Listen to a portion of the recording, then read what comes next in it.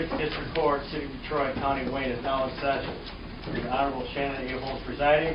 Be seated and remain quiet. Okay, thank you. Good afternoon, everyone. Good afternoon. Good afternoon.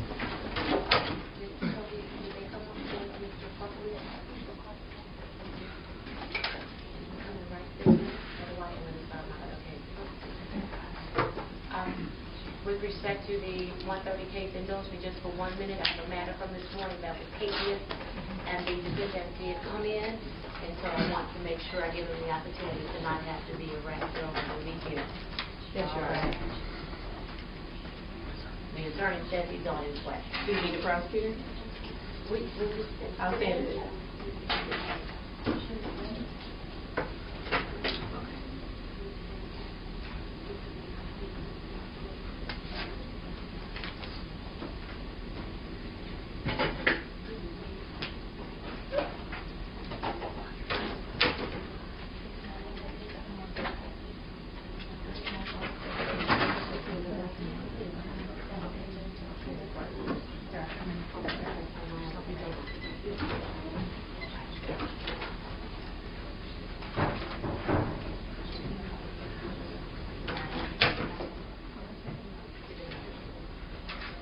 Thank you, Mr. Buckley.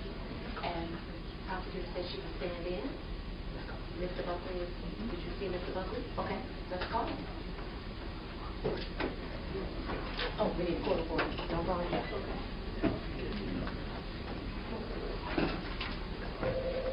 No, we want to do Buckley first, real quick, and then we're ready.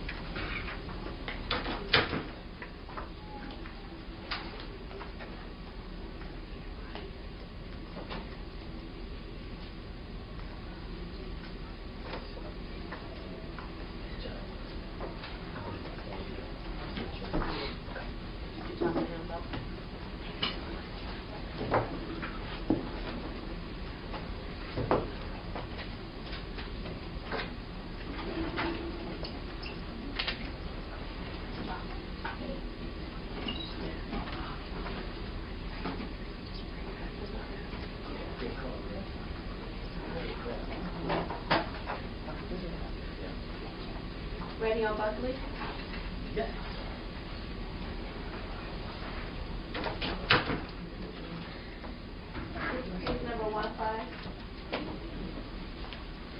Case number 1561261251, the people of the state of Michigan versus Myron Howard Buckley.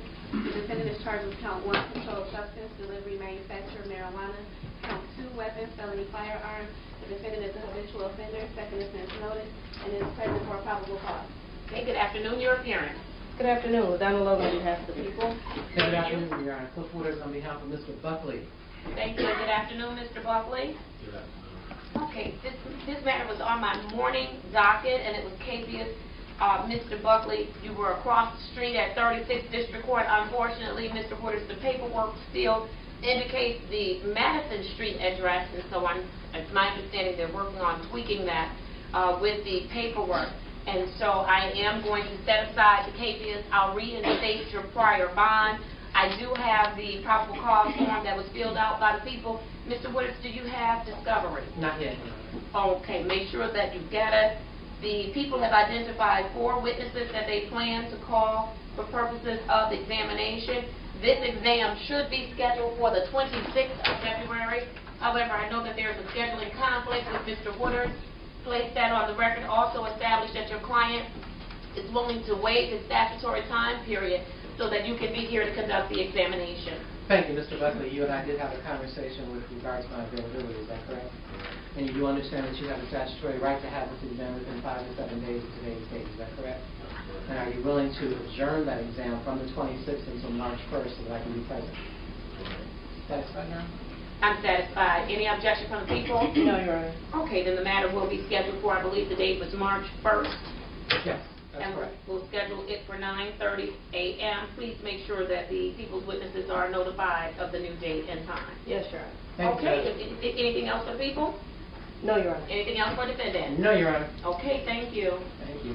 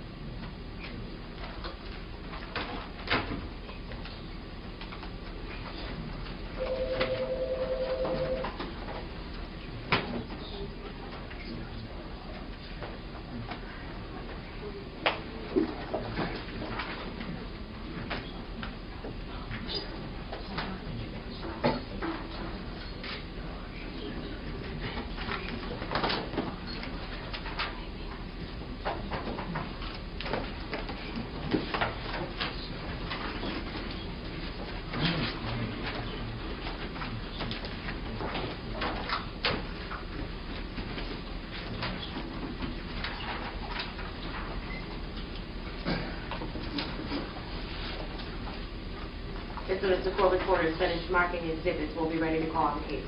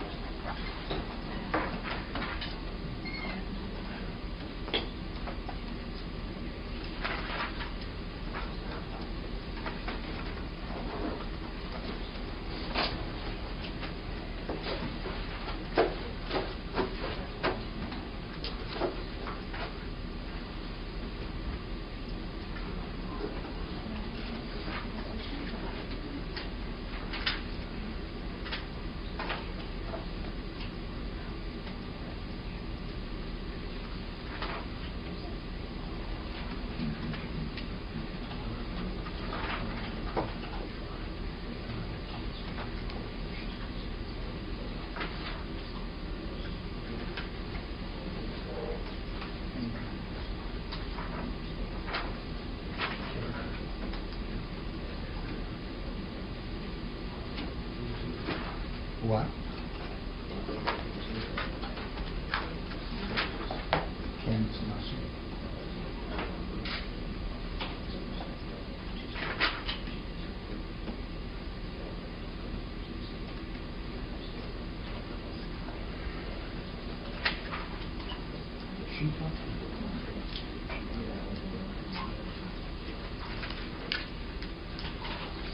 How about station data?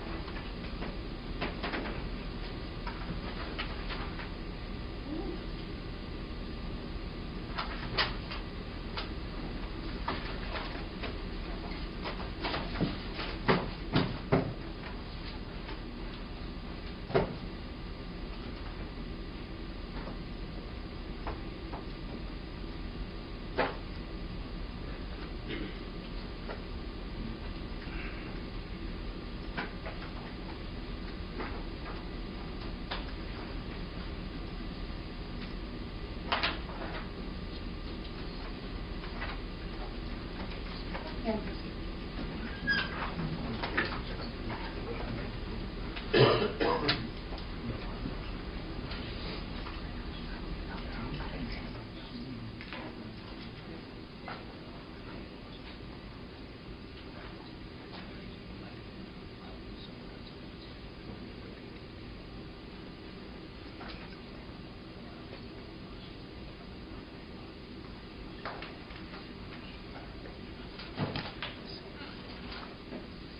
And she was she didn't make the statement until the 22nd.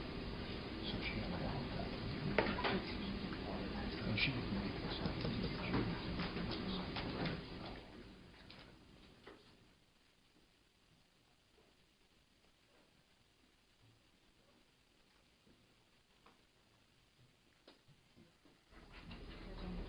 You ready? Okay, you may call the case.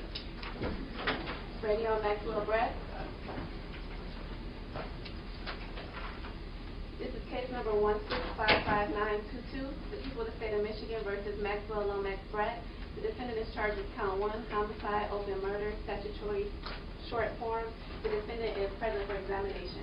Okay, good afternoon, your appearance. Good afternoon, LaDonna Logan on behalf of the people. Thank you. And Ronald Weitzman on behalf of Mr. Brack. Good afternoon, Judge. Thank you, good afternoon, and good afternoon, Mr. Brack. Good afternoon, Your Honor. Okay, are the people ready to proceed? We are, Your Honor, there is just one issue. I have one witness who is ill. That is Sergeant Michael McGinnis, but I do have the rest of my witnesses. Okay, so you're indicating this will be a hold in part, and you'll need to call that witness if at the end of your proofs you're not able to get into the record what you need? That is correct. Okay, then please make sure that the parties have decided on an alternative date in the event that you're not able to get everything in on today. Yes, ma'am. And hopefully that alternative date will be Monday, February 22nd. Thank you.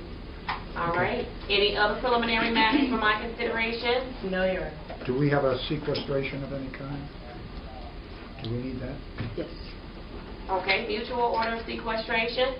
Do we need an exception for the officer in charge? I would ask for one, Your Honor. I need to speak to some people who are here and excuse one of them and retain the rest, because they won't be implicated in being a witness.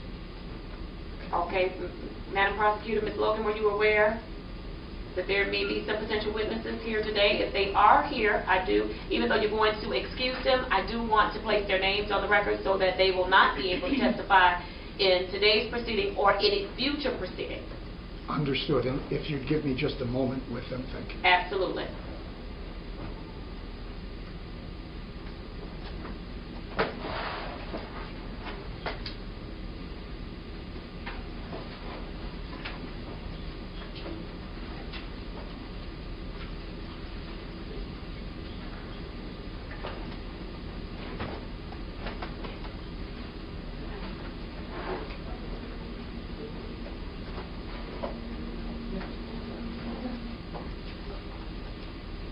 Your Honor, we are going to put on the record the names of 3 individuals who will not, in any event, testify in the case.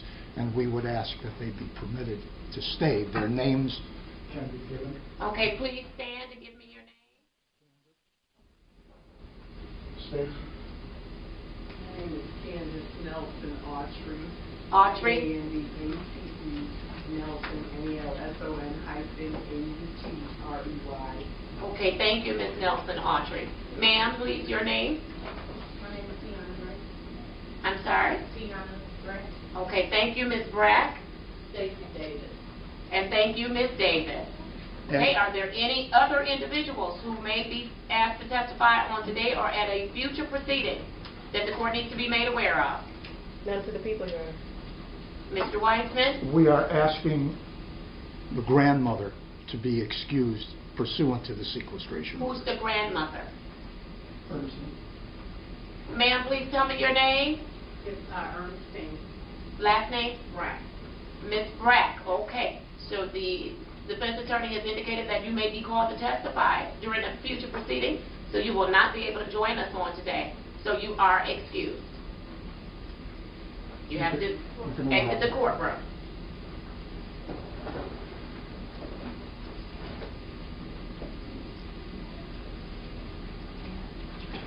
Okay. Just for completeness, Your Honor, there was a witness, a potential witness, that we spoke to earlier before the court began.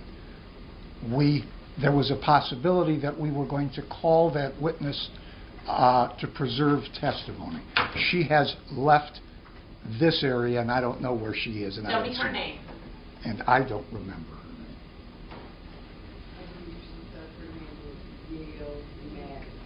Yale Madden. Okay. Yale or Gale? Yale, with a Y. Okay, thank you. You bet. All right, and Ms. Madden is not in the courtroom at this time, is that correct? Okay. Thank you.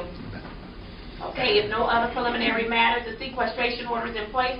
The exception is granted for the officer in charge. Thank you. If nothing else, the people may call their first witness. At this time, Your Honor, the people will call Dr. Lokman Sung. This is the last name again? Sung, S-U-N-G. Thank you.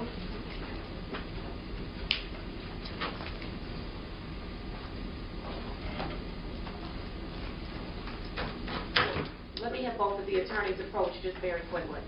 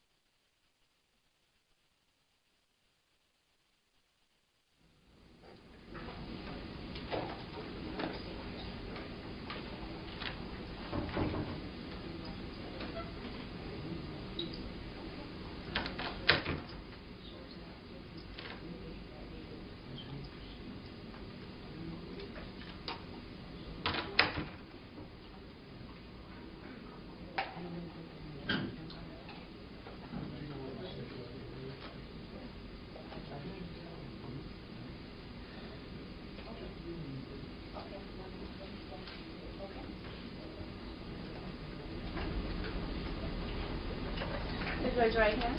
Do you swear or affirm to tell the truth, the whole truth, and nothing but the truth, so help you God? I do. You may be seated. Thank you. Okay. Dr. Sung, if you could pull that microphone in as closely as possible. Speak loudly so that I'm able to hear everything you're saying today, okay? Yes. Thank you. You may proceed. Thank you. Good afternoon. Good afternoon. Could you state your name, please? My name is Lokman Sung. And where do you work, sir? I'm an assistant medical examiner at the Wayne County Medical Examiner's Office. And how long have you worked at the Wayne County Medical Examiner's Office? Approximately 9 years. And do you have any specialized education and training for what you do at the Medical Examiner's Office? Yes, my medical school training was from Wayne State University School of Medicine. After completion of medical school, I performed a 4-year anatomic and clinical pathology residency at William Beaumont Hospital in Royal Oak. After residency, I performed a 1-year fellowship in forensic pathology at the medical examiner's office. And upon completion of that fellowship, I was retained as an assistant medical examiner. I currently hold my board certifications in anatomic and forensic pathology. And during your tenure as an assistant Wayne County Medical Examiner, have you performed postmortem examinations? Yes, Approximately how many? approximately 3,500. And have you ever been called to testify regarding your findings during your examinations? Yes, And have you been declared an expert? yes, Approximately how many times, sir? approximately 140. Has there ever been a time when you've testified that you have not been declared an expert? Once during my training period, but never as an assistant medical examiner. At this time, the people would move to have Dr. Lokman's son declared an expert in the area of forensic pathology. Okay, counsel. We stipulate to that, for example, this is Okay, thank you. You may proceed. Thank you. Dr. Sung, on December 15, 2015, did you perform a postmortem examination on one Kajavia Globe? Yes, And did you place your findings in a report? yes. Could you please tell us what the report number is? The number is 15-13802. Permission to approach, Your Honor. Yes, you may. Let the record reflect counsel is showing defense counsel what she's approaching with. Dr. Sung, I'm going to hand you what has been marked as proposed Exhibit 1. Could you please tell me what that document is?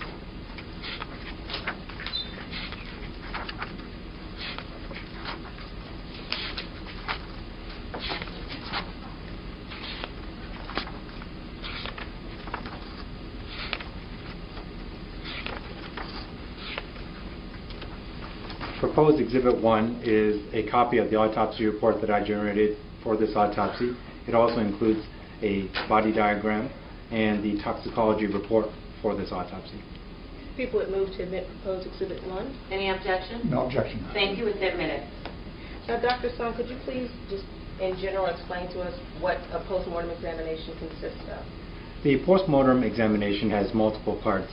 One of the parts is the autopsy. In the autopsy, that itself has multiple components. The first part is the external examination. That's where the entire body is looked at in the unclosed state for any injuries and or diseases that are evident externally. After that is performed, we photograph any injuries that are noted and also x-ray the entire body. After the external examination, we move towards the internal examination. That's where I look at all of the organs, including the brain of the body, both on the surface and inside each organ, once again looking for any diseases and or injuries. Another part of the entire examination is review of pertinent medical information, scene information, and interpretation of toxicology results. And did you do all of these things with regards to this postmortem examination? Yes. And how exactly did you receive the body of Ms. Kajavia Globe? Ms. Globe's body was brought into our office within or inside a garbage bin.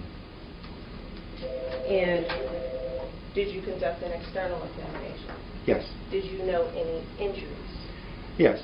There was a laceration or a tear in the skin on the left outer surface of the eye, and also there was bruising to the labia minora. Did you know any other injuries during your external examination? No. Did you conduct an internal examination? Yes. And what did you note of any significance? There were no injuries to any of the organs within the body. And just for purposes of the record, do you get biographical information like age? Yes. How old was Ms. Globe at the time of her death? She was reported to be 24 years of age. And after you did the internal examination, did you review any medical records? No. Okay. What about the toxicology? Did you find anything of note in the toxicology? There was nothing that contributed to her death. Was there anything in the toxicology? Yes, there was. And what was that? There were 3 compounds that were positive. The first one being alcohol. Second positive, although not confirmed, was beta-phenylethylamine. And then the last one, caffeine. And what is beta-phenylethylamine? Beta-phenylethylamine is a compound that can be found in many things, such as chocolate and or diet modification or diet drugs. In this case, it was positive, however, not confirmed. And so those 3 substances were found in the toxicology report, but you're saying they did not contribute to her death? Correct. Were you able to determine a cause of death? No. What were you able to rule anything out? Yes, I was able to rule out any injury to the body. I ruled out any natural disease processes within her body. And were you able to determine a manner of death? Yes. And what was that? The manner is classified as homicide. And how is it that you can classify it as homicide without being able to determine a cause of death? The determination of manner is based on specific criteria, and those criteria are outlined in published references. And those criteria are, first, that there was a obvious... May I refer to my notations? Will that refresh your memory? Yes, it will. Please do so. First, there was objective suspicious nature of the death. In this case, the body was hidden from view. Second, there was no anatomic causes of death. Third, there were no toxicologic causes of death. Fourth, there was no reported environmental causes that would have resulted in death, such as toxic gases or extreme temperature changes. And then the last or 5th criteria is that there is no other reasonable cause of death. Now, when you say you ran a toxicology screen, is this just a basic screen?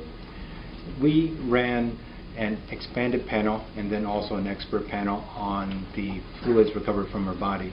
And that means In general, we cover approximately 150 or 160 different drugs.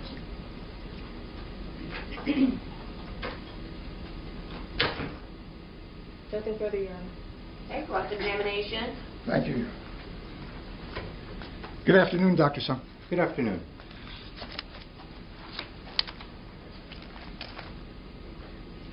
When the body came into the medical examiner's office, it was still contained in the container, is that right? Yes. Could you describe that container for us, please? The outside of the container, well, the container itself was a black plastic garbage bin, approximately one of the 55-gallon size bins. I can't say that specifically. There was some numbers on the front of the bin, and Were they serial numbers or address numbers? Do you know which? I believe they were address numbers, though I did not confirm the address. And did you notate in any way what those address numbers were, assuming they were address numbers? Yes, I placed it in my autopsy report. And it would be in the report Exhibit 1? Yes. Okay. Did you photograph that container? Yes. Did the container have wheels? Yes.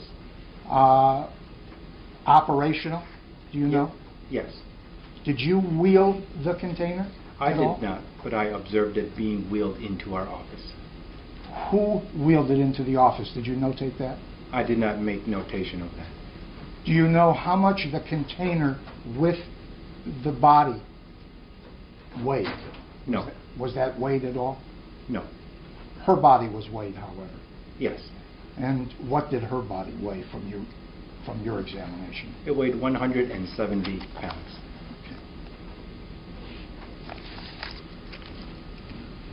Was there other material in the container? There was some debris or garbage in the bottom of the container. Debris or garbage in the bottom of the container. Anything on top of the body that you saw? Encircling the body was a red rope, but I did not observe anything on top of the body. Did that red rope encircling the body have anything to do with the cause of death as far as you're concerned?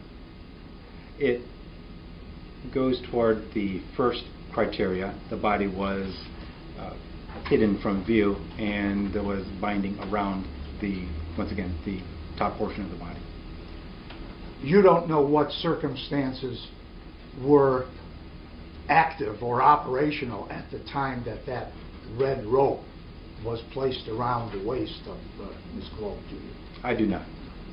And was there any evidence taken from the rope? DNA evidence, blood evidence, any kind of other evidence? I have no comment on that. The rope itself was released under chain of custody to the police. She was not strangled with that rope or anything like that, because there would have been markings on her body, correct? There was no evidence of strangulation. Okay. And no evidence that rope was used to bring about her death? That I cannot comment on. Have no opinion to offer on that? That's correct. Okay. The injuries that you saw, the physical injuries, if I understand them, were a laceration or a small tear above the left eye. Is that something that could have happened when the body was put into the bin? That is a possibility. But that was not a significant wound? Correct. And there was a bruise, you said, on the labia minora? There was bruising to both of the labia minora. Anything about those that seemed like an assaultive type injury that you would characterize that as? It's described simply as bruising, not anything more than that. And you don't know anything at all about the circumstances of Ms. Globe's death? Correct. Do you know when the body was found? It was found on December 14th, I believe. And that was a Sunday? I don't know the day of the week that was, just the date. Do you know when the body was, do you have any opinion about when the body was placed in the container? No. Of course, no idea of who placed the body in the container. You have no opinion about that. That's correct. Okay.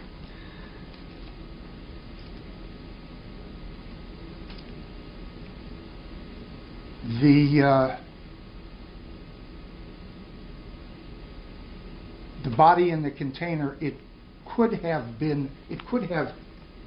say it was secreted or secreted in that. That's your opinion of the reason that it was in the container.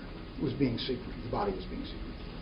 It was hidden from view. Hidden from view. And is that not the principal reason that you come to the conclusion that it was homicide? No. What is the principal reason? There are 5, as I mentioned before. Okay. That is one of the 5. There's no anatomic cause of death. We went over that. There was nothing on the body that was anatomically a cause of her death. Correct. Correct. And there was nothing toxicological that could be determined to be a cause or related to her death. Correct. All right. The environmental, when you say environmental factors, what are you meaning? Like a fall or being hit by a car, that sort of thing that you're eliminating? No. To give some examples. Sure. If there was a toxic or noxious gas in the air, if there was radiation exposure, or if the body was trapped underneath a heavy object that prevented one from breathing, those would be environmental circumstances. I see. And besides environmental, nothing in her history, her medical history, which I take it you reviewed. Briefly, but briefly. Correct, there were no significant disease processes brought to my attention. Okay. There is no evidence of asphyxia, is there? That's correct.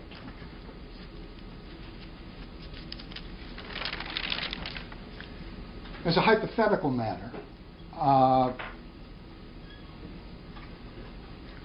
the body Ms. Globe could have died of natural causes and then been put into the container to be hidden for whatever reason. That is consistent with your views, isn't it? If you present me with some natural causes, I can generate an opinion for you.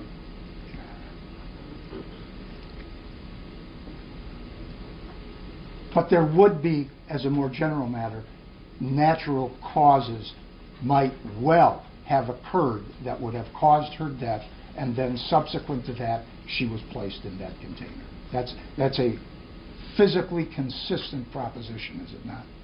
As I mentioned, there were no natural disease processes in the organs of her body that would have contributed to death. Okay. And of course, we said you don't know who placed her in that container.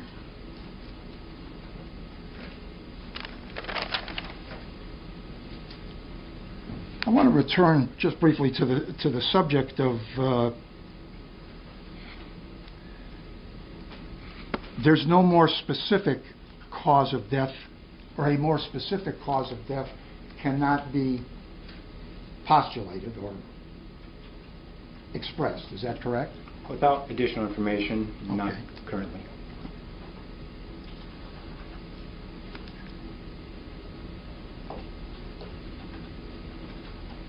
That she was hidden is a characterization of somebody being found in a bin deceased, wouldn't you say? I agree. They're sort of co-equivalent phrases. If you're dead and found in a bin, a garbage bin, then it may well be homicide. As I mentioned, there are 5 criteria for determination of the manner of homicide in this case. All right. When you say homicide, you mean a killing of one human being by another human being. Correct. Okay. All right. Thank you. Just one second.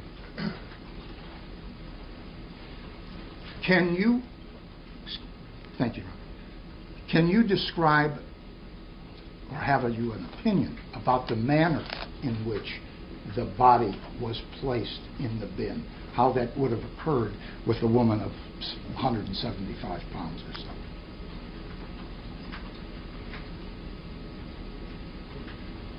She was placed knees first into the bin. That was how she was placed in, because that's how her body was removed from within the bin. When the body was removed from the bin, she was in a knees toward the bottom of the bin. Yes. Slouched forward. Correct. Head down, head neck down. Slightly. Arms in what position? Arms were flexed. But not stiff. At that point, rigor had passed. Yes.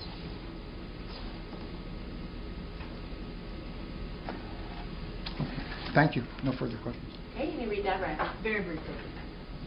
Doctor, are there any forms of asphyxia that do not leave external or internal injuries? Yes. In fact, many forms of asphyxia may not leave any external or internal signs of injury, such as suffocation, where the airway is blocked, preventing air from getting into the lungs. Nothing further. Okay, thank you, Doctor. Might I just follow up on that point? The asphyxia question that was last. Yes, just one question. Go ahead, counsel. Thank you. Give me a second then to formulate it accurately. You're not offering an opinion, are you, that asphyxia was the cause of death here, are you? I'm not. I'm illustrating that it is a possibility. Okay. Thank you. Okay, thank you, Dr. Sung. You are excused. Thank you.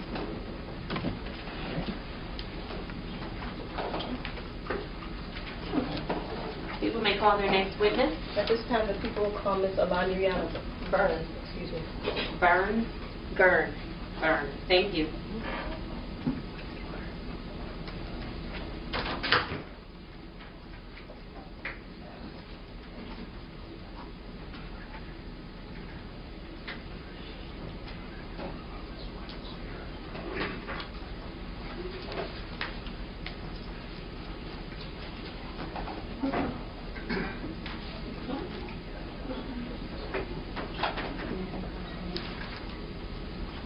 Please raise your right hand.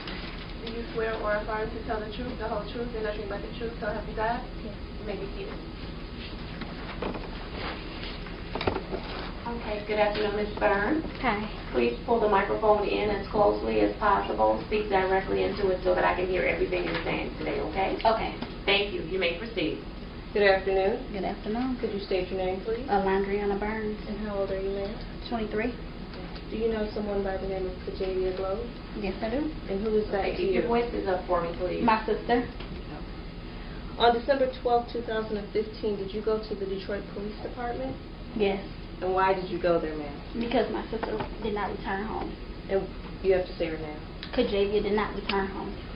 Now, did you and Miss Globe live together? No. How did you know she didn't return home? Her living boyfriend called me to let me know that she was missing. Now, is this rare that she would not return home for the night? No. She always come home. Did you try calling her on the phone? Yes. Did Miss Globe return the call? No. And is that unusual? Very. So, you reported her missing on December 12, 2015, is that correct? Yes. Okay. And did you give the police officer the vehicle description? Yes, I did. And what kind of vehicle did you last see Miss Globe in? A 2003 gold Chevy Impala. And did you happen to know what the license plate was? Not offhand, I didn't know. Okay, but you said it was a 2003 gold Chevy Impala? Yes. And how old was your sister at the time she went missing? 24.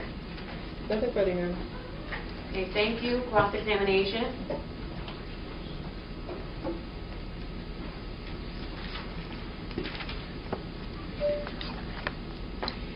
December 12 was a Saturday, correct?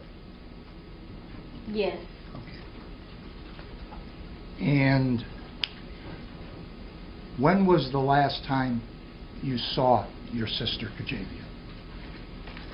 The last time I saw her was via FaceTime Friday morning around 7:20, she FaceTimed me.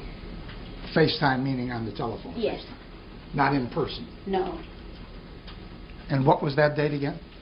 The 11th. The December 11th. the 11th, 2015. She FaceTimed you. About what time of the day was that? About 7 o'clock a.m.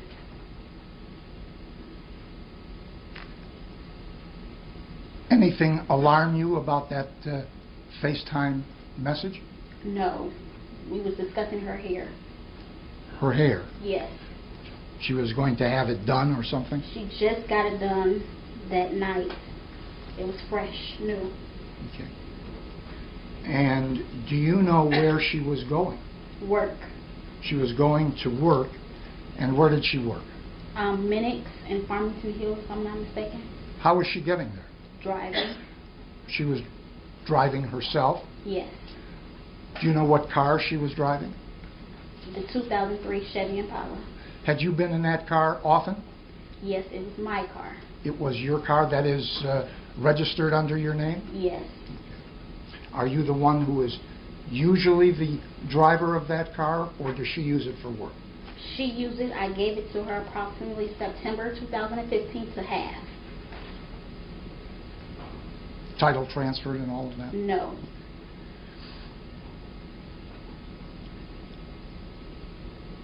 You said it was what time of the day on the 11th when you last heard from her?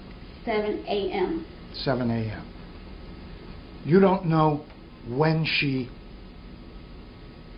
got into trouble or went missing, do you? You don't know what time of day that was? No. You don't know what happened to her, do you? No.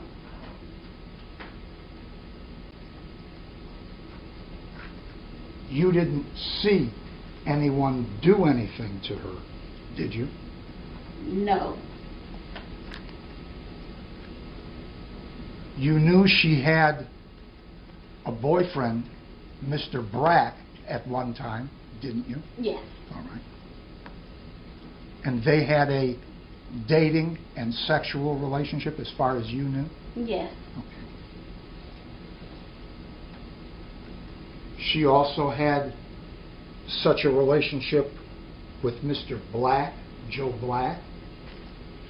Yes, that was her current boyfriend And where did they live?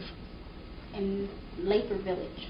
They lived together at Lathrop Village? At a home in Lathrop Village? Yes. How long had they been living at that home in Lathrop Village together? I'm not sure the exact date she came to his house because it's his home, so I'm not sure. What kind of car does he drive? I'm not sure. Mercedes, ring a bell? Yeah. You don't know what year or anything? do you? No.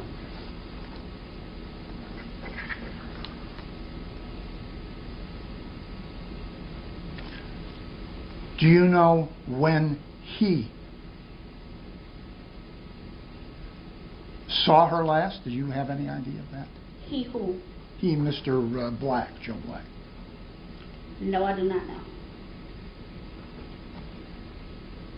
What were the facts that prompted you, or when did you actually call the police to tell them that you thought your sister was missing? I walked into the police station on Yeah. the 12th around noon, 11. It was earlier in the day. I walked there. I didn't call.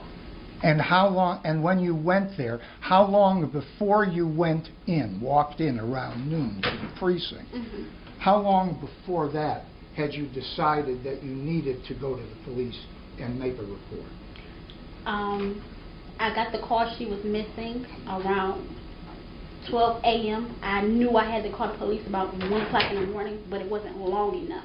I knew you guys were going to turn me around because it wasn't You knew long what? enough. You The knew- police station was going to turn me around because she wasn't gone long enough. In other words, they weren't going to act on it if she was only gone for an hour, is what you're saying. Yes. And you knew that. Yes. Okay. Who told you?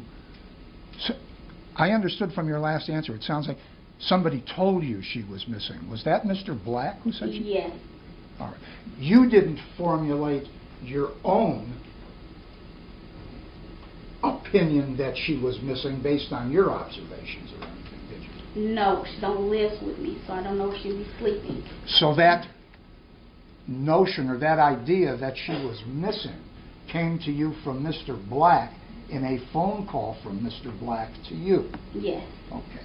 And when did you get that phone call from Mr. Black? About 12 a.m. So that date switched over to the 11th, which is Friday. Okay. In other words, late in the night, late in the evening of Friday, around midnight, when it turns into Saturday, Yes. is what we're saying. Mhm. And then you waited some hours to go to the police, and you told them what you heard. Yes. Excuse me. And is that your last? You identified your sister's body. Yes.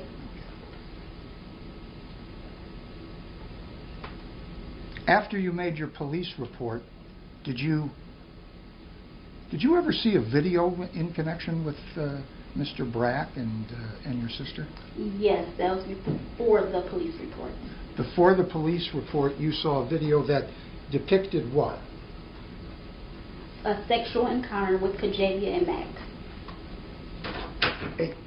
An apparently consensual or voluntary sexual act between them? Yes. It was like a selfie, having sex, right? Yes. And do you know who was operating the camera? Wasn't one of Kajavia. these guys, huh? Kajavia. Kajavia was operating the camera. Is that a yes? Yes. Thank you. Was there more than one of those videos that you saw? Only one. Contain one sex act, or were there more than one? Do you know? One sex act. Do you know who sent it to you?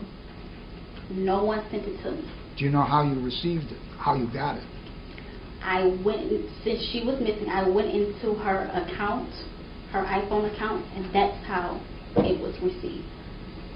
In other words, you saw it on her iPhone or on her iPhone account? iPhone account. On her iPhone account. I'm not all that slick with this. And that's where you saw it? Yes. Did you know who sent it to that account? How it got there? It was in her mailbox, so it came from her phone. Okay.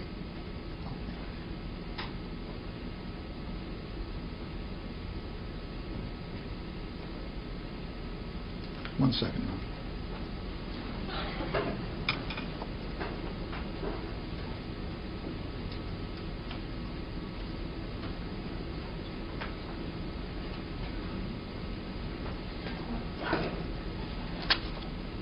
Was it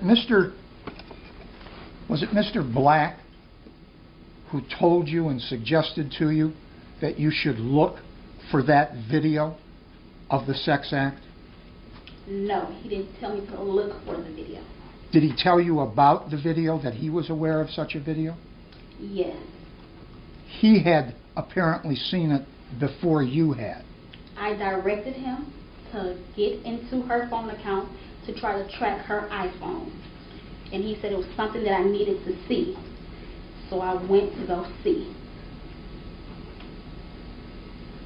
Do you have any knowledge whether when he said that to you, he had just seen it or he had seen it sometime before? Just seen it reasonable because it was in her deleted box and he had just opened it up because I was asking for numbers that she had recently dialed that was not saved. And when did this event happen? What was the date? The 12th, about 1 a.m. That's when this conversation about the sex act and the video came to light. Mm-hmm. Yes. Okay.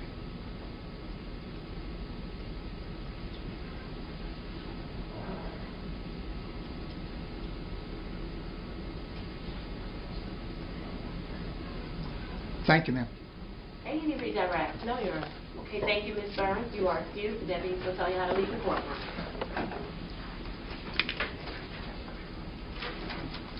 This time, Your Honor, the people will call Mr. Everett Stafford.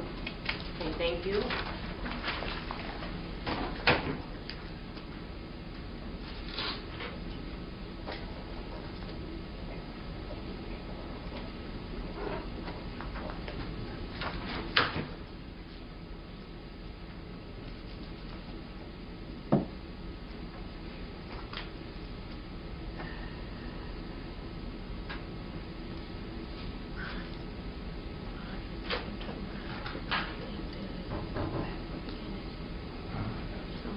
Okay, you want to take a take, right? Yeah.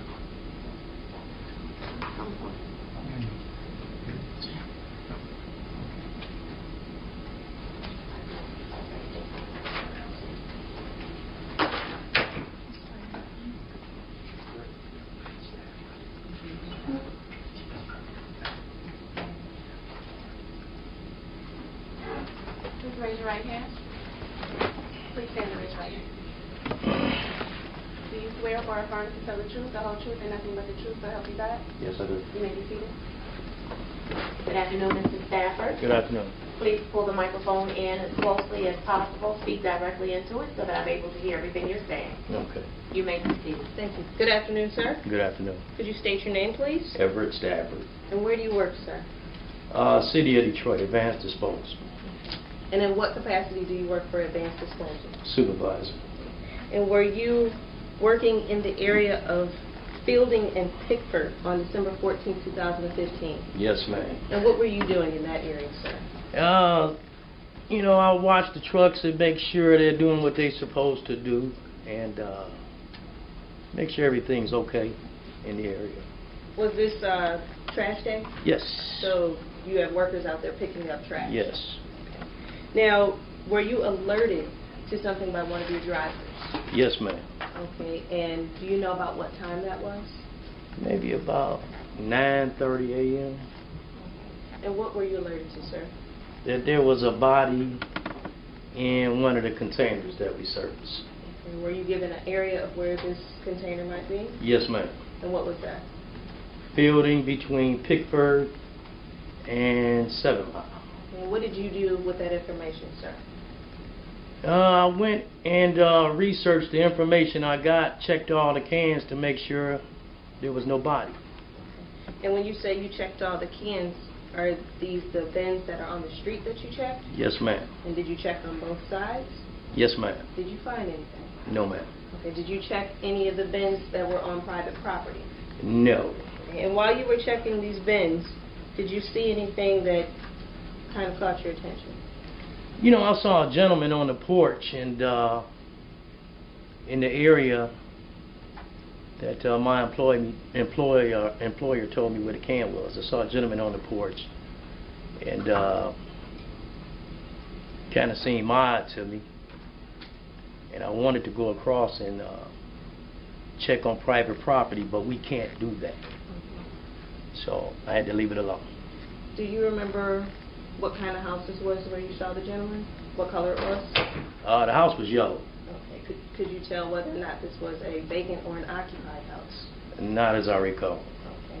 And what was he doing? Just standing on I the didn't porch? understand that answer. When he said, not as I can recall, I'm not sure whether... I'm not certain what you're I'm sorry. When he said, not as I can recall, I didn't know whether he meant vacant or not vacant. He said not as he can recall. He doesn't recall whether it was vacant or not vacant. That's Okay, what he Correct. thank you. All right, thank you. Your next question? Thank you. And what was this gentleman doing on the porch? He was standing there with his hands in his pocket, and he looked at me, and I looked at him. And that was about the extent of it. Did he say anything? No. And was he still out there as you were going through the cans? Yes. Now, can you give us a description of this person? Somewhat. A little dark complected. He had a beard, a trimmed beard, black skull cap on, black Carhartt. Could you tell if he had a thin, a medium, or a thick build? He had a medium to a thick build. And would you recognize him if you saw him again? Probably not. Only thing I can remember is the beard was full beard, trimmed up. That's the only thing. So it was neat. Yeah. Now, after you checked the bins and you didn't find anything, what did you do, sir? I proceeded to do my my daily duties, and you know, it kind of stuck with me. And a few hours later, one of my drivers got sick and went home, so I got on his truck and finished his route. And with it still on my mind, I saw the police over on Chatham, and I happened to stop and talk to one of the officers and tell them about the ordeal I had just went through. Okay, so you told them about the information that you had received, Right. as well as you looking through the bins? Right. Do you know about how far Fielding is from Chatham? Ooh, man, probably a couple of miles. And you relayed that information to the police, correct? Yes, I did. Nothing further, Your Honor. Okay, cross-examination. Thank you.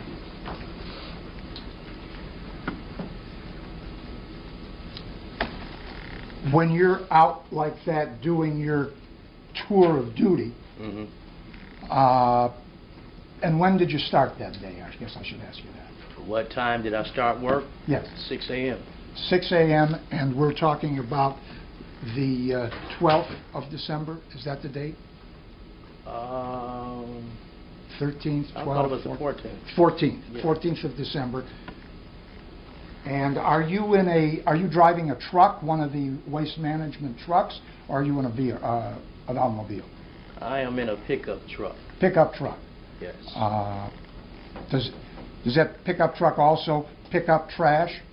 Is it No. used for that purpose? No, sir. It's strictly as a scouting vehicle. Surveying, yes. Surveying.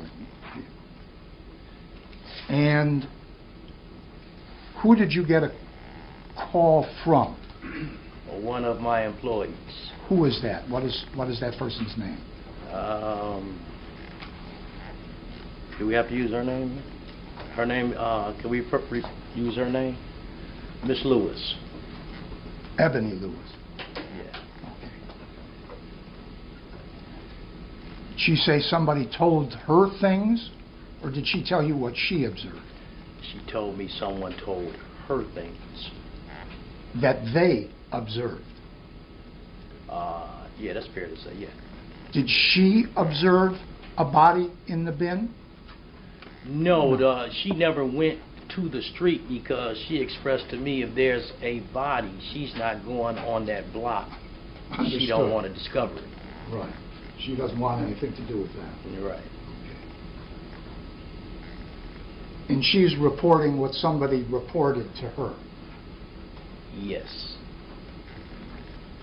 And you, when you get this message, you're a couple of miles away from the Fielding, Pickford area. That's correct.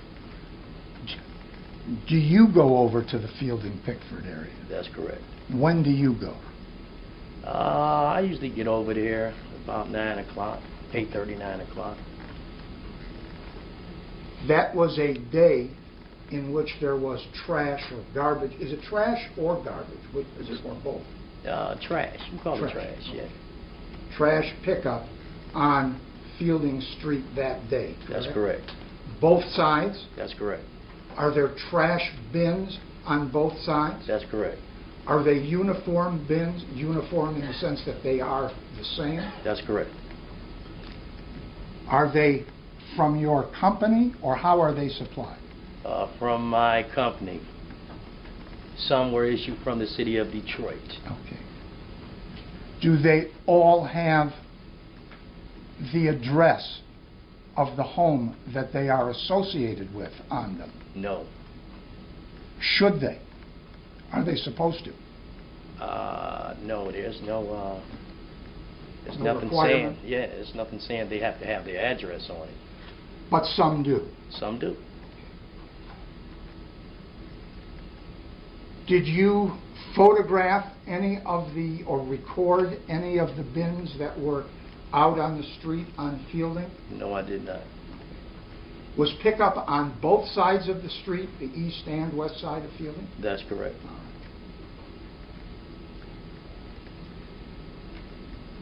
Do you recall whether there was a bin on the west side of the street at 18541? No, I don't recall that address in particular. When you went down Fielding, did you have an idea what the address of the home where the bins you were interested in were located? Did I you had have no any- idea. You had no idea. No. So did you go down the block and go through every bin? Yeah, I flipped the lids up going down the street. Every bin that was located at the curb? Correct. On both sides of the street? Correct. And in none of them did you find what we're here talking about today? Correct.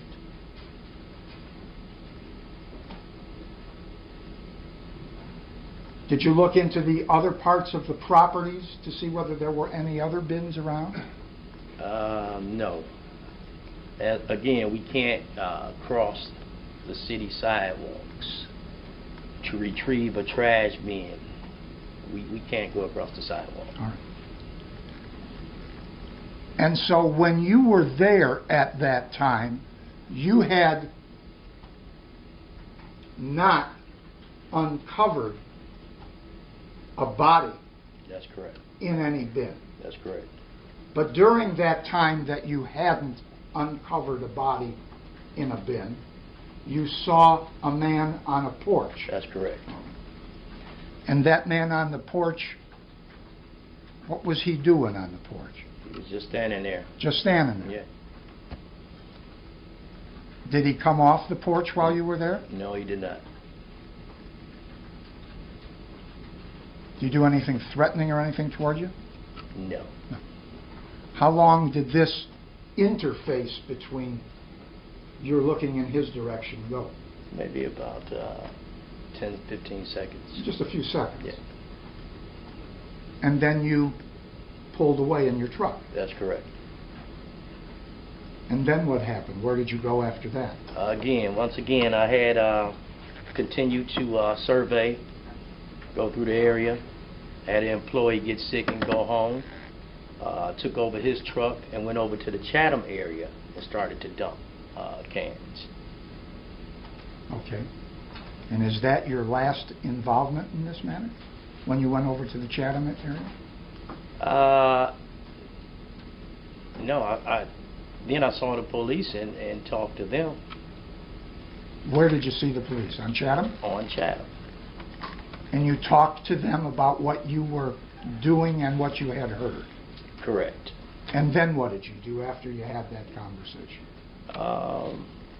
I continued to dump trash bins at the end of the ship. I took the truck back to the facility. And that was in the truck of the man who got sick? Correct. Okay. And where did you leave your pickup?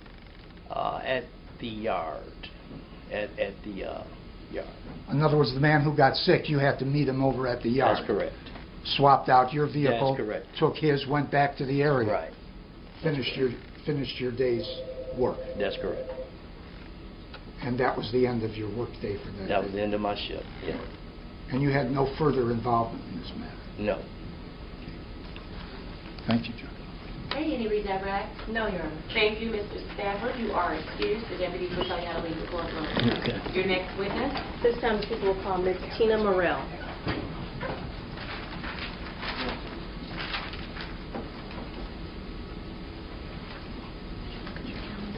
Hmm? Yeah, next Thursday would be very good. Or Friday. Okay. That'd be great.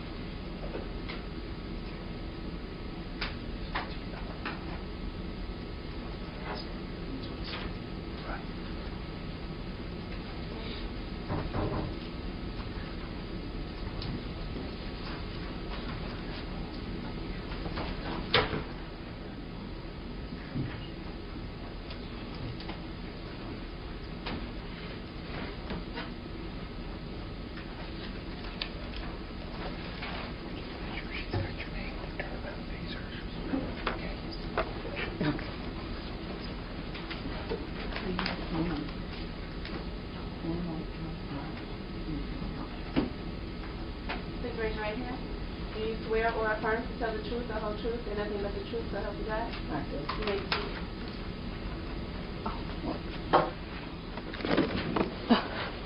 Okay, good afternoon, Ms. Morelle.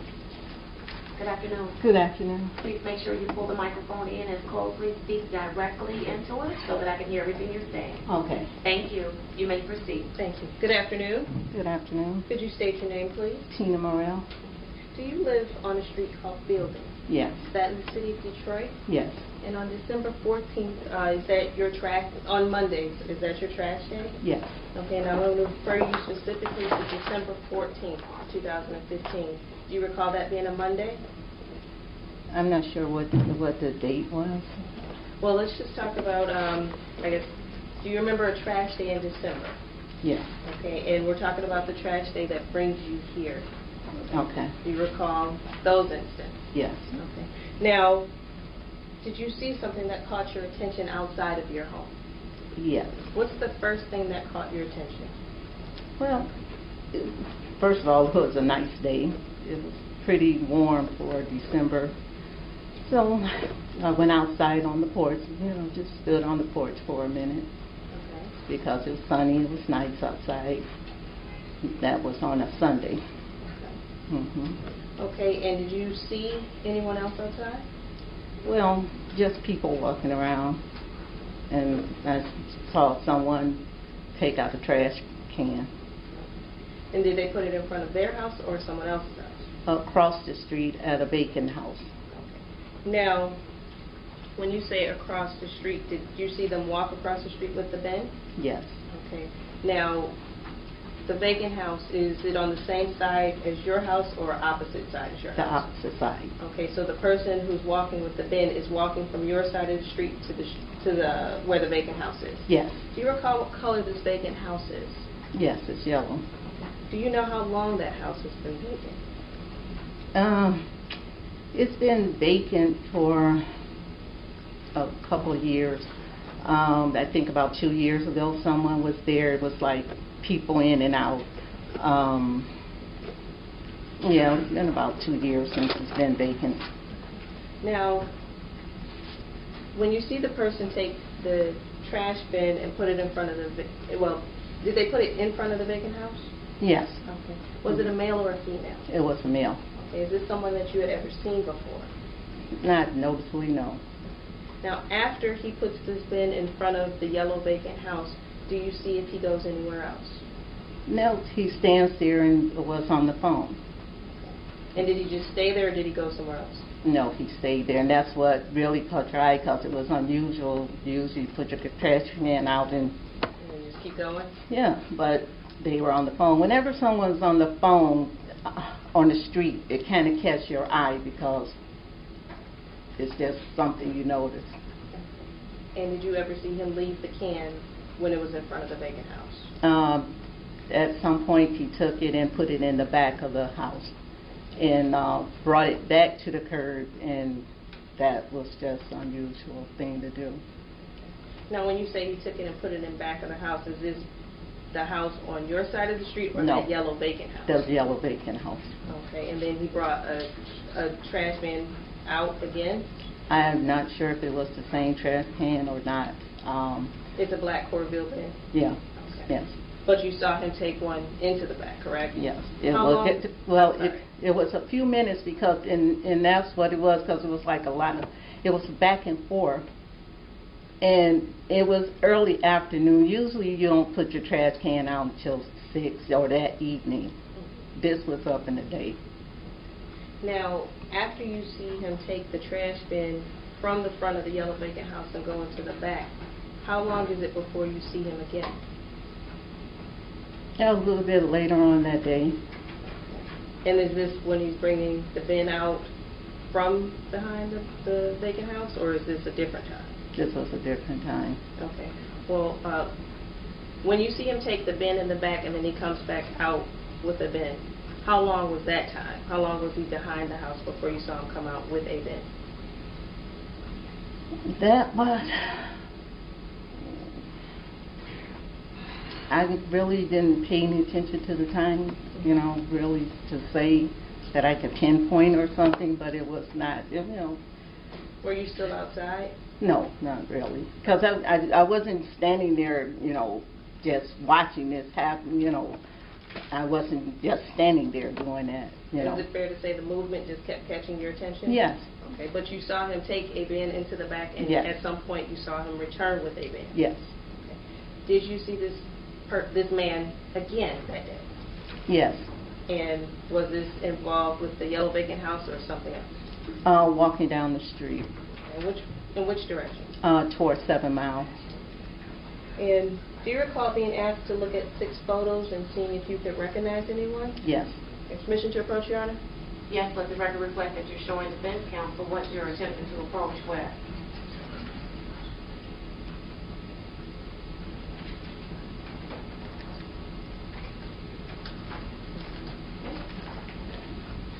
For purposes of the record, I'm handing you what has been marked as proposed Exhibit 56. Would you please take that? And that's a series of 6 photos. Do you remember being shown those photos, ma'am?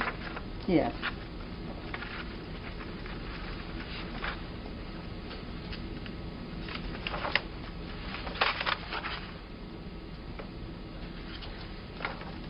Yes, I remember being shown these. People would move to admit proposed Exhibit 56.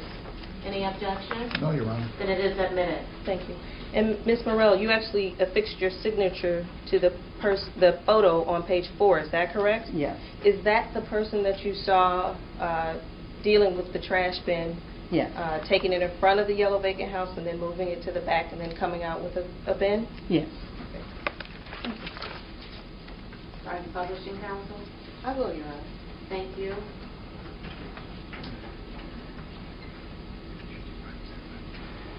Thank you.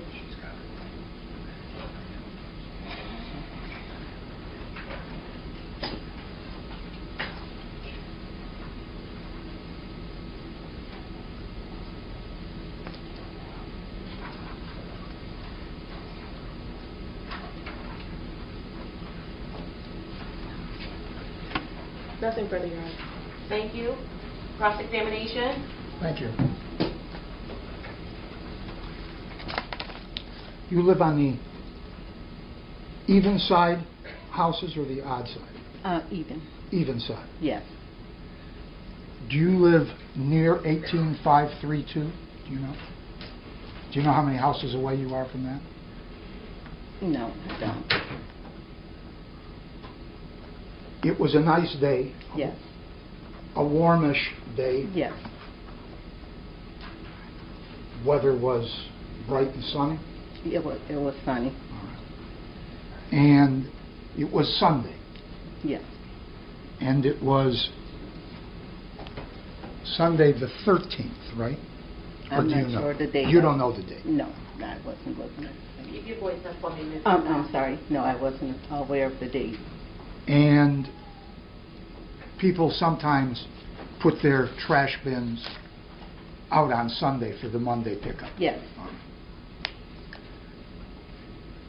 Do they pick up 2 trash bins or 1 when they come by on a Monday? Say you have 2. Do they pick them both up or Yes. do they only take one? Yes, they pick up both. The man that came outside, he took a trash bin from your side of the street, from the side of the street that you were on, Yes. and describe how he, if you can, with some physical gesture, how he took a hold of that canister. By the handle, and you just pull it, you know, it has the 2 wheels, you just pull And he it. pulled it with one hand. With one hand. I'm assuming so. I don't remember if it was 2 hands or not. He didn't struggle with it at all. Yes, because he slipped at one point. He slipped on the ground, Yes. and then he got up and continued on. Yeah, it didn't fall or anything. It was just, you know, He didn't fall, and it didn't fall. no. And then he continued with it across the street Yes. in the usual fashion, nothing Yeah. unusual about it. The way you'd move any garbage container, Mm-hmm. right? Yes. It didn't appear to you to be over or heavily loaded in any sense that he would struggle with it, did it? Now that, I didn't pay attention to that, but it could have been, the garbage can could have been heavier because it was tilted. The way he was pulling it, it was tilted more slanted. But nothing brought your attention to that? Nothing brought your attention to what was in the container when he was moving it? Is that No. correct? And he moved it to the front of the other side of the street? Yes. Would that be sort of the house directly across the street from where he moved it first? I'm assuming so, sir. Okay. I don't know. And he stood there for a minute doing what? On the phone. Talking on the phone? Yes. Was he on the street itself or on the curb or on the other side of the street? He was on the street. On the street? Yes. In the street? Yes. Not in the middle of the street? No. About how many feet away from the container? About as many feet as you were, if that was the garbage can, about where you're at. In other words, like between me and this? Yes, Okay. that's the garbage can, and that's where he was with his phone, yes. Your Honor, just for purposes of the record, when the counsel referred to this, he meant the podium. The podium, I'm sorry, Okay. the That's podium, accurate. that's the garbage can. Right, so it's within a Yes. foot or two. Yes. What direction was he facing, do you know? The facing like you are right there in front of the garbage can. Was With he the facing? the handle of the garbage can is on this side where the microphone is. Yes. Right there, yes. Was he facing his side, the side that he came from, the east side of the street, or the west side of the street where the yellow abandoned house was? Do you know? He was facing, because the garbage can was right on the, right there where the, right between the yellow house and the white house next to it. And the garbage can is right there at the curb. Okay.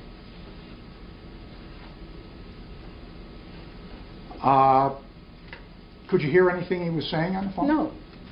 About how many feet away from him were you? How many feet? I'm down a couple of houses, at least 3, 4 houses down, on the other side of the street. And you're not concentrating on him No. or anything. You're just seeing Yes. another, you're just seeing a man out on your street filming. Yes. Then what did he do after he stood there for a moment? He went back across the street to his side, the side of the street he came from? I'm assuming so, because I did go back in the house. Like I said, I wasn't fixated on... Exactly. And I think that's the point of it. You aren't really putting all your attention on that. No. You're out there for a minute, you see what you see, and then you go back in your house. Yes. You don't go back in your house and go over to a window and then look out there at what's going on down the street. I do have a picture window that I sit on the couch and look out of, yes. Did you do that then? Yes, but once again, I wasn't fixated on what he was doing, no. More or less just enjoying the day. I have a big picture window, that's what I do every day mostly, when I'm home. And I've observed what goes on in my neighborhood, yes. Of course, of course. Then what did you do after you were inside? I'm not sure. When I cook and I was at home from my hospital stay, so I tend to myself basically when I went in the house. Is that the did you lose contact with him in the sense of losing sight of him and not paying attention to him anymore? Yes. Oh. Did you see him do anything else? No. Just walking towards 7 Mile Road Yes, later on? that day I saw him walking towards 7 Mile. Is this somebody that you knew from the neighborhood at all? No. Had you ever seen him around there before? Not that I can recollect, no. Okay.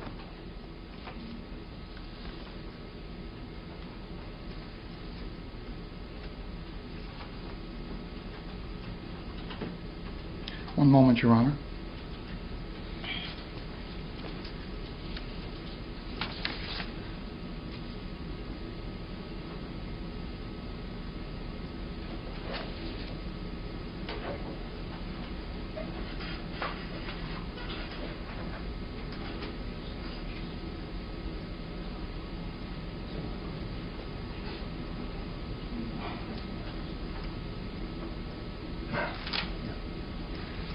Your first conversation with the police, your statement to the police, do you remember giving a statement to the police? Yes. And that wasn't until January 22nd. Is that right? Yes. All right. How come so long? That I cannot answer. I was hoping that somebody else would say something, or that this would clear up, and then I wouldn't have to, but it's kind of weighed on me that I needed to say something. Did you talk about any of this with anybody before you went to the police? Only my husband. Only your husband? Yes.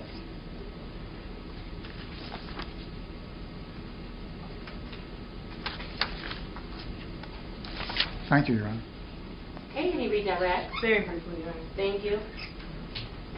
Did you see where the young man came from with the bin? Only way I know, he came from my side of the street, and it's like about the fourth house from my side of the street. That's where he came from. Okay, so he didn't walk up to a bin that was already on the street and just move it across the street? No, not that I'm knowing, no. Nothing from your Honor. Okay, thank you. You are excused, Ms. Morelle. If I might, Your Honor. Counsel, we're going to do direct, cross, and redirect. There's nothing new that she's asked with respect to the testimony that this witness has given. Okay. So you're excused, Ms. Morelle. The Thank you. deputies will tell you how to leave the courtroom. Thank you so much. Your next witness. At this time, the people will call Officer Stephen Dudzik. Last name? Dudzik. I'm pretty sure I mispronounced it. It's D-U-D-Z-I-C. He is the partner of Officer Eric Blackwell, who's unavailable. I see. Thank you. Okay. If McGinnis had a partner, if McGinnis had a partner, it could be done. Ms. Logan, how many more witnesses will the people be calling today? One. This is the last witness? Or you have One in more? addition. Okay, thank you.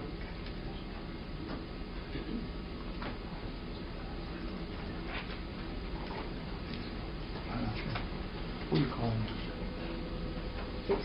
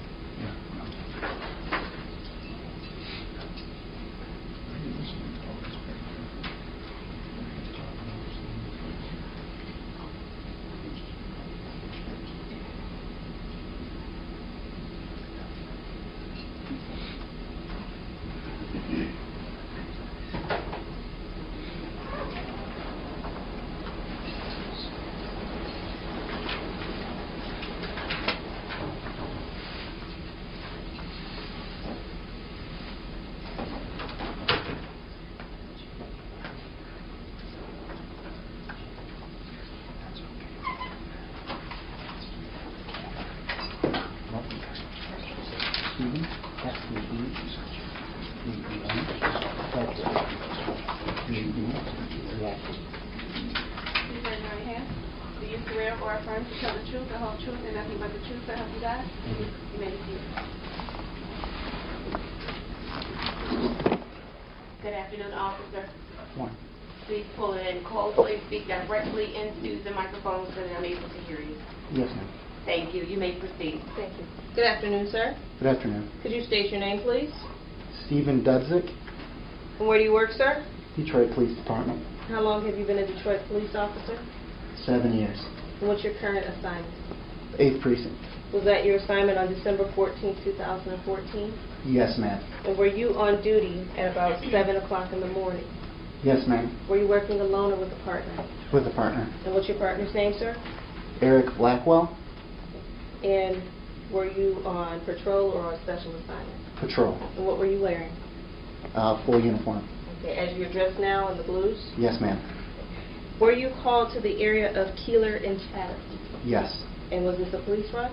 Yes. What was the nature of the run, sir? Recovered vehicle, wanted vehicle. And did you and your partner go to that area? Yes. And what did you see, sir? I observed, can we call a report? What kind of vehicle? May, Your Honor? Yes, you may. Please make sure you show it to counsel.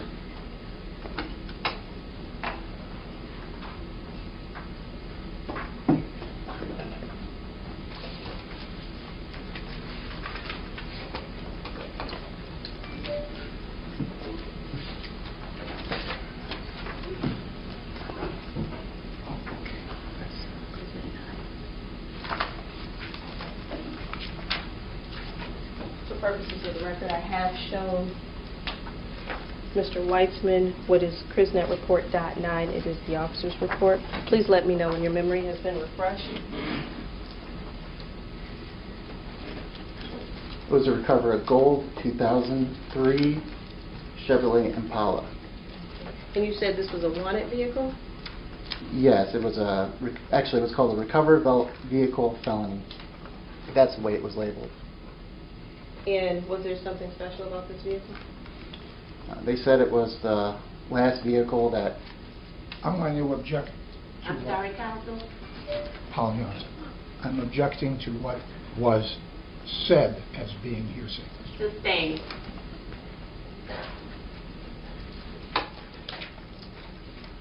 What was the license plate on the vehicle? The license plate was Adam Frank 926. And what did you do with regards to the vehicle, sir? We impounded the vehicle. First we called evidence tax, had them come out, and then we searched the area. Did you ever look in the vehicle to see if there was anything inside of note? I looked in through the window. Okay, and what did you see? I can't recall. Is it in your report?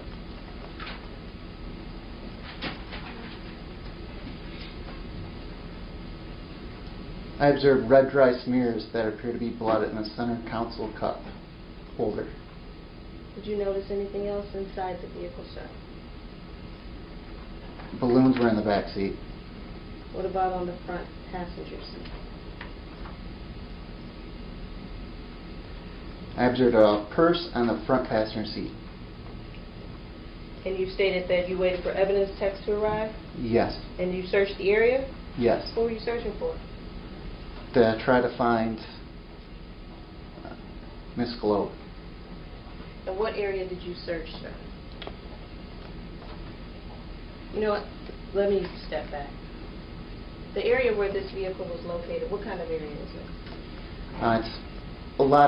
It's a large field, a lot of vacant homes. There's probably a handful of occupied homes in that area. Okay, so are you searching vacant homes and fields or just one? Yes. And did you find anything? Nothing. How long did you search? Probably around 4 to 5 hours, at least. And was it just limited to Chatham and Keeler, or did you search other areas? No, I also searched from Finkel to 6 Mile on the east side of the Rouge River and the west side. And did you find anything? Negative. And what did you do after you completed your searching, sir? I came back to the scene with the vehicle. Okay. And then what did you do? I was standing by, waiting for further direction. Ultimately, did you tow the vehicle? Yes. And did you clear the scene?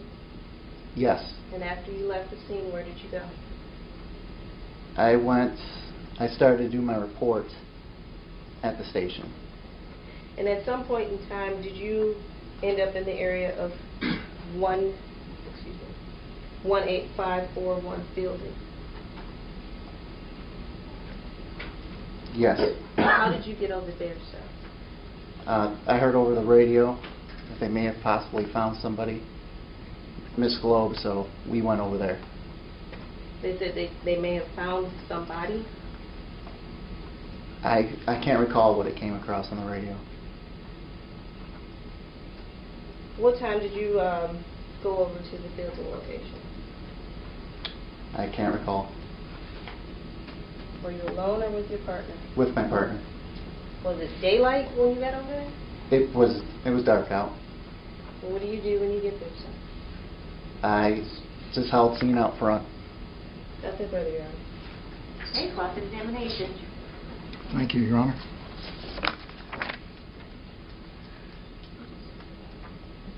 Officer Dudzik. Yes, Right. You went to the location and you saw on, what was the name of the street, the first one you went to? Chatham? Keeler and Chatham. All right. And did you observe a vehicle there? Or Yes. you remember what kind of vehicle it was? Yes, it was a gold 2003 Chevrolet Impala. You're looking at your notes when you say that, a gold 2003 Impala. Do you have an independent recollection in your mind of seeing that vehicle there that day? Yes, I remember that vehicle there. And you looked inside and you saw a purse, you said? Yes. Okay. In the front seat or back seat, where was it placed? It's a front passenger seat. Was the vehicle locked or unlocked? Do you I remember? can't recall. You didn't notate that at all? No. No. Did you go into the vehicle? No. The windows were up or down? They were up. Key in the ignition or no? No. Not a key around? I don't recall. Okay.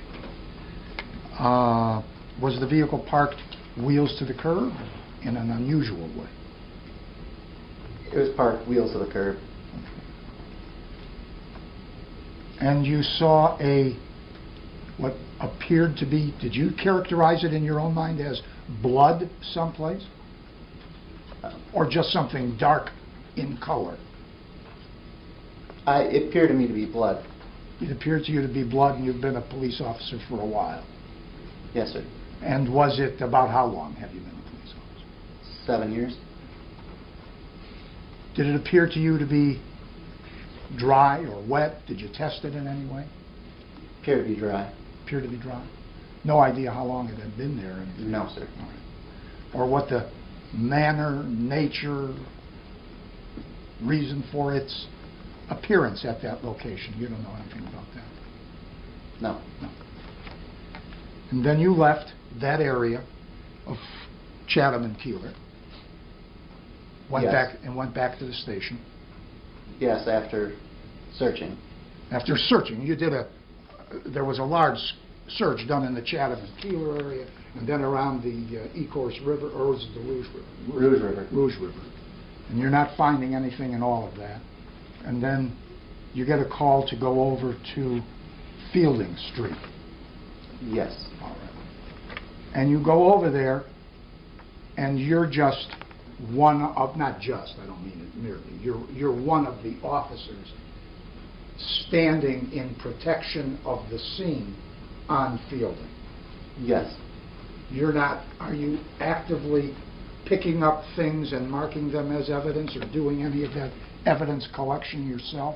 No. Standing with other officers? Yes. Talking with other officers? Yes. And did you yourself find anything that became, other than the car that you looked at, evidence in this case? No. No. Okay.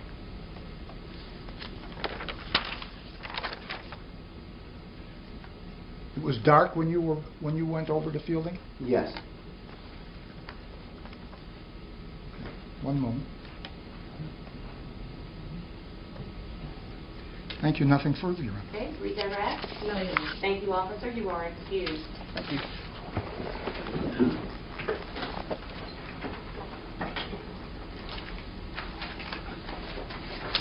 Your This last time the witness people for today. Yes, Your Honor. The people will call Officer Eugene Fitzhugh. Spell the last name, please. Fitzhugh. Thank you.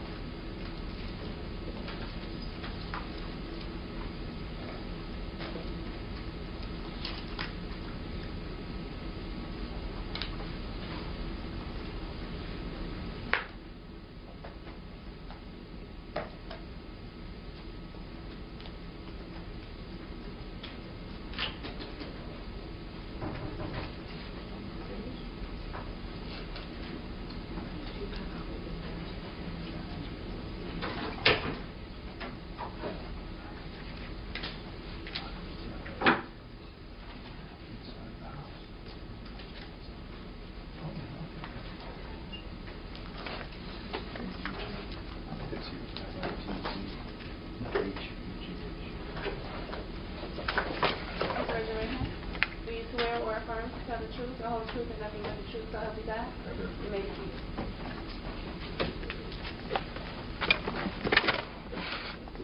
Thank you. Pull that microphone in as closely as possible. All right. Thank you. You may proceed. Thank you. Good afternoon, sir. Good afternoon. Could you state your name, please? Certainly. My name is Eugene Fitzhugh, And where do you work, sir? City of Detroit, as a police officer, And how long have you been a Detroit police officer? 27 years. And what is your current assignment? I'm assigned to what is now called a Crime Scene Services Unit, And how long have you been a member of the Crime Scene Services Unit? about 17 years. And were you on duty December 14, 2015? Yep. And were you called to process a scene in the area of Fielding and Clarita in the city of Detroit? Yes, ma'am. And could you tell us, were you working alone or with a partner? No, I have a partner, Do you Michelle know- Douglas. Michelle Douglas? Right. Do you know about what time you arrived at that scene? I can look at my report. Will that refresh your memory? Yes, ma'am. Please do so. Got to run at 5:25 p.m. and we arrived there at 6:23 p.m. And what do you see when you get to the scene, sir? Well, initially when we rolled up, there was a large crowd of onlookers. There were some media trucks and several police cars and officers from Detroit Police Department. And is this a residential or a commercial area? It's residential. Now, where exactly is the scene that you eventually processed?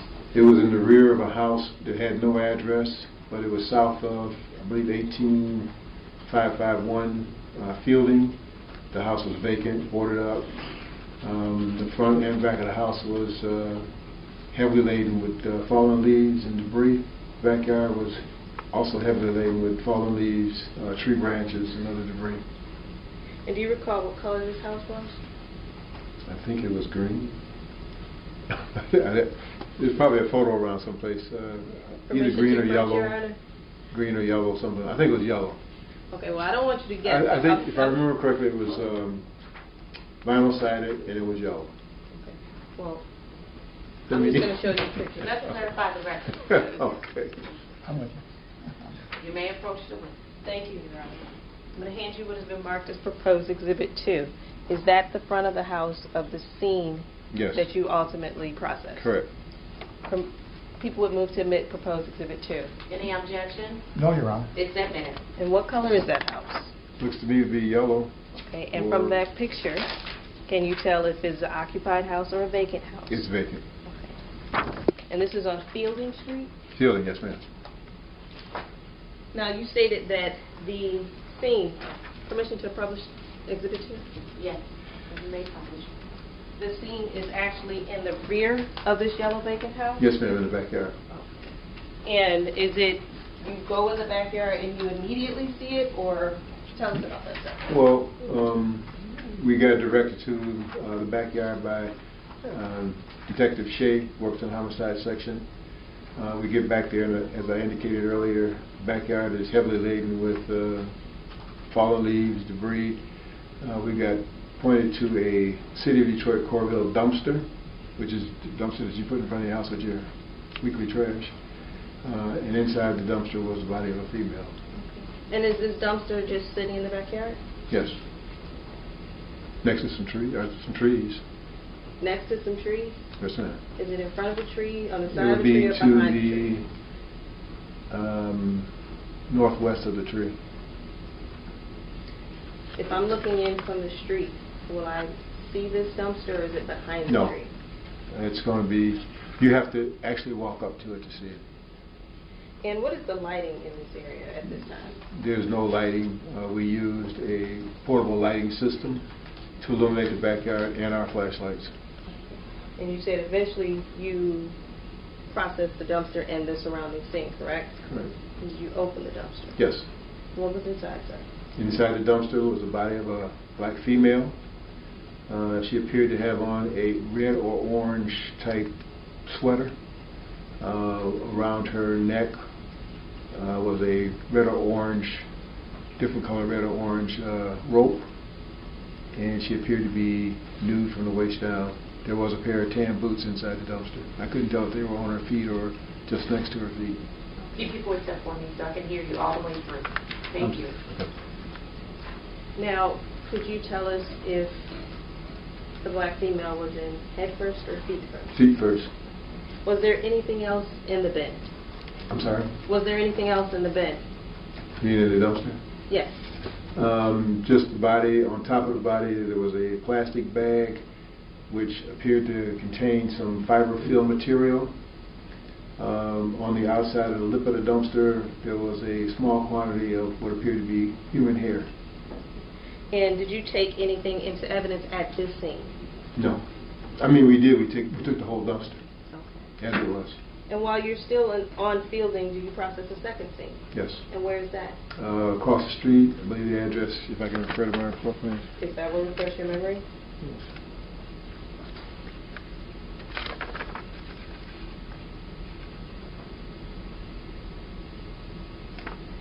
I'm sorry, 18532 Fielding.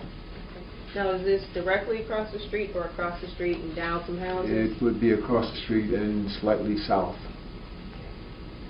And is this an occupied house or a Yes, vacant house? it is.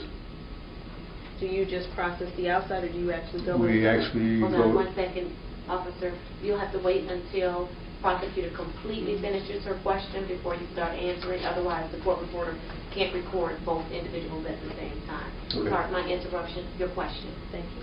Do you process the outside of 18532, or do you go inside? We actually went into the home. Okay. And what, if anything, inside of 18532 did you note was of interest? Well, there was plastic bags, clear plastic bags similar to what was in the dumpster. In the basement, there was, I guess, a fiber material that was similar to what appeared to be in a plastic bag inside the dumpster. There was some article of clothing that we collected, and we collected plastic bags, fiber material that we saw in the basement, latex gloves, some clothing, a pair of men's pants.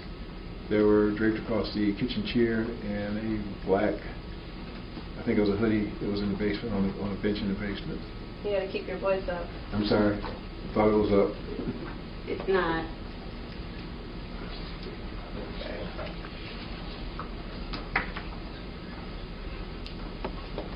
Now, going back to the dumpster at 18541 Fielding, was there anything covering the dumpster?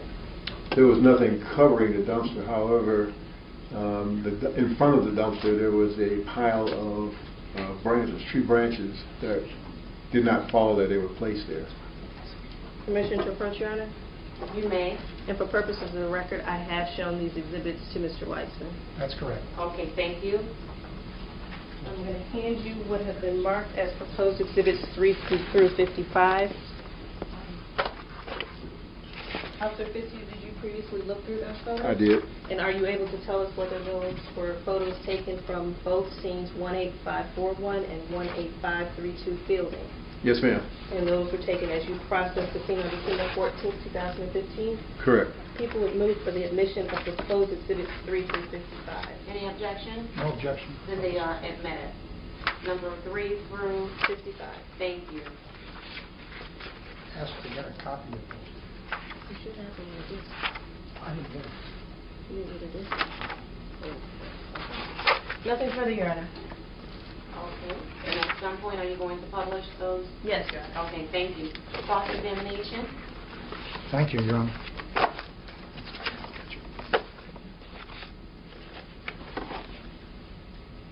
Officer Fitzhugh, when you went to the scene, the dumpster that you went to was behind the house. Do you know what the address of that house was? No, I don't. It had no address on it. All right. Was the ground, it was filled with debris and leaves and that sort of thing over at that house? And it was wet from recent rains. That was my next question. It was wet from recent rains. The ground soft? The ground was soft. Soft, spongy. Did you see a track? Did you note a track that the dumpster that was in the back of the house made? Well, there appeared to be a track along what would be the south side of the house, between the house and the fence line from the sidewalk to the rear of the house. Okay. Was that photographed or documented in any way, do you know? My sergeant photographed it, yes. Do you know whether any, what do they call it, not models, that sort of thing, were made of that, impressions made of that area? The No. track? No. You looked in the container? The dumpster, yes, sir. The dumpster. About how much time did you spend looking in it? I don't know, we were there for about 2 hours. We were there until 8:25 in total. Did you handle the body or its clothing that were in the container at all? No. The only thing we did was cut the rope leaving the knot in place. We cut the rope from the body. From the body. There was debris in the container besides the body, is that correct? The only thing that I could tell from what I saw was the body and 2 bags of clear plastic with what appeared to be fiberfill material. And that was around the body? One was on top and one was further inside the dumpster. Further inside the dumpster? Correct.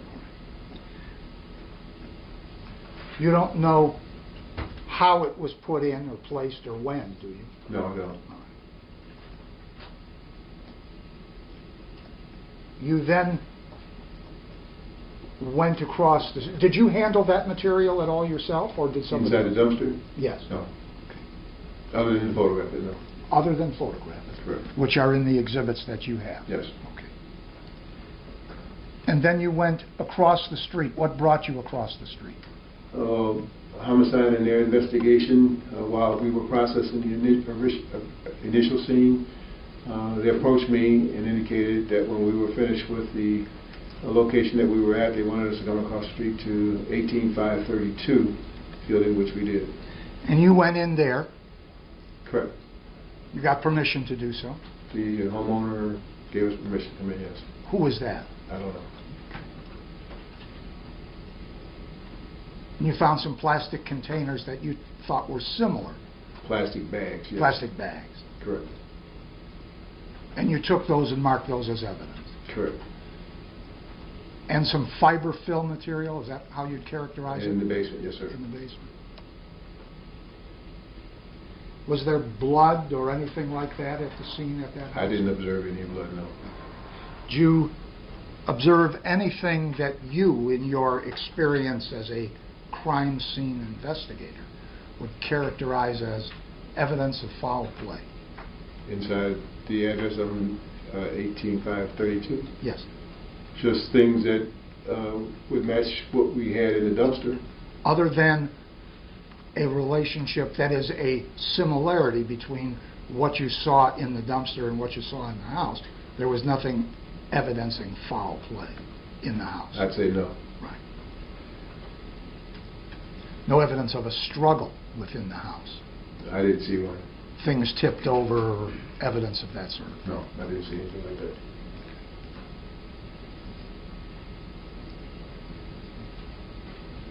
Thank you. Nothing further?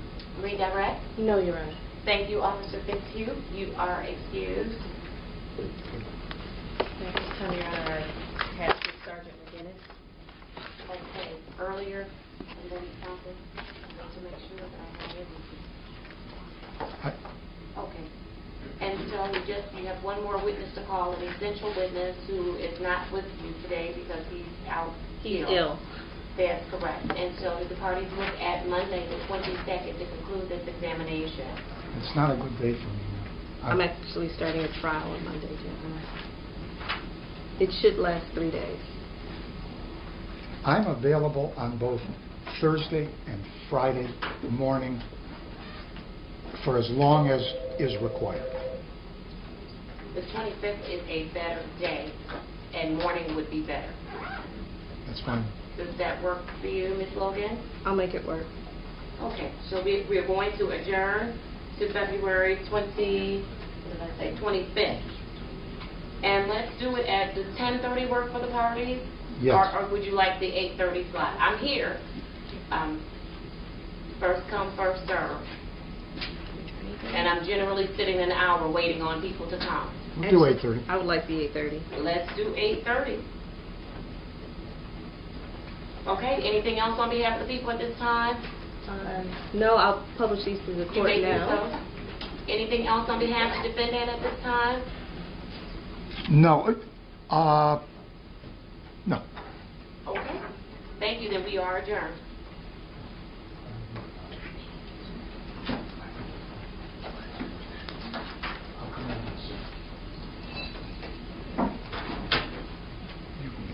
Can I get a copy of that before we were priming? Copy of what? The video. DVD. Of the crime scene photos? Yeah. CD. See? Okay, the deputies will tell the individuals how to leave the courtroom at this time. Is there a deputy in the room? Okay, so officer, can you just make sure?